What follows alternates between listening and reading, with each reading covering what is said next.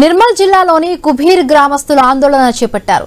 అధిక లోడ్తో వెళ్తున్న మొరం టిప్పర్లను అడ్డుకున్నారు. డోడర్న నుంచి మహారాష్ట్ర వరకు రోడ్డు నిర్మాణ పనులు జరుగుతూ ఉన్నాయి. ఈ నేపథ్యంలో నిత్యం అధిక లోడ్తో వాహనాలు వెళుతూ ఉంటే గుంతలు ఏర్పడుతున్నాయన్నారు.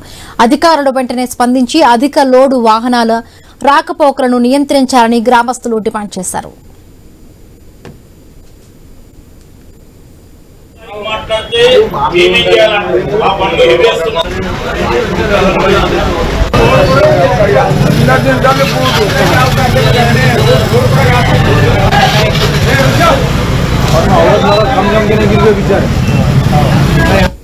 ఈ ఆర్ఎండ్బి రోడ్డు వివేకానంద నుంచి కుబీర్ గ్రామానికి లోనికి వచ్చేటప్పుడు ఈ హెవీ లోడ్స్ ఏవైతే వెహికల్స్ వస్తున్నాయో ఈ రోడ్డు పూర్తిగా చెడిపోవడం జరిగింది. మరి ఈ గారికి ఆర్ఎండ్బి గారికి ఈ గారికి ఎంత మొరబెట్టుకున్నా ఏమీ చేస్తలేరు. కాబట్టి పంచాయతీ రోడ్డు అక్కడ దొడన ఏదైతే చేస్తున్నా మాకు అభ్యంతరం లేదు.